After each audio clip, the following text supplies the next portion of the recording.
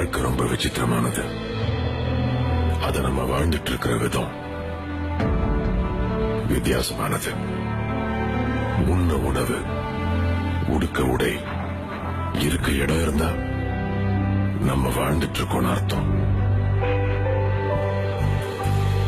நல்ல வேலை, கை நிறைய சம்பளம், சந்தோஷமான குடும்பம்னா நம்ம வாழ்ந்துட்டு இருக்கோம்னு அர்த்தம்.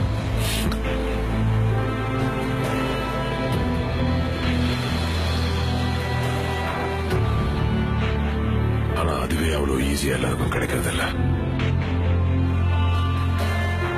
வாழறதே கஷ்டம்னா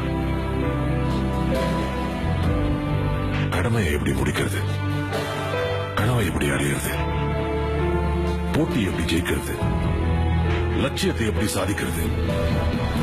பொய்யால வேலையை முடிக்கிறவங்க, நம்ம பயத்தால எல்லாத்தையும் அடையிறவங்க, நல்லவன் மாதிரி ஏமாத்தி ஜெயிக்கிறவங்க, பணத்தால எல்லாத்தையும் சாதிக்கிறவங்க, இருக்கிற எந்த வாழ்க்கையில விதி மேல பழிய போட்டு கடவுள் மேல பாரத்தை போட்டு முன் வச்ச கால நம்ம பின் வச்சோம்னா நாம வாழ்ந்துட்டு இருக்கோம்னு அர்த்தம்.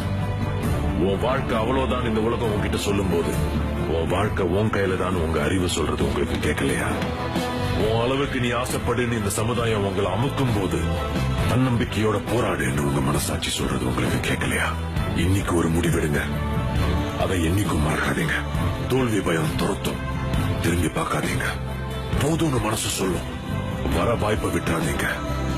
தேடினாதான் கிடைக்கும், தட்டினாதான் திறக்கும். உங்க பயத்தை பார்த்து தைரியமா ஒண்ணு சொல்லுங்க, என் உரிமையை முடிஞ்சா பறிச்சுப்பார், நான் முன்னேறுவேன். முடிஞ்சா என்ன தடுத்துப்பார். கண்ணுல நெருப்போட, களத்துல வெறியோட, உங்க அறிவையும் தன்னம்பிக்கையும் நம்பி உங்க லட்சியத்தை நோக்கி தைரியமா அடுத்த அடியை எடுத்து வச்சா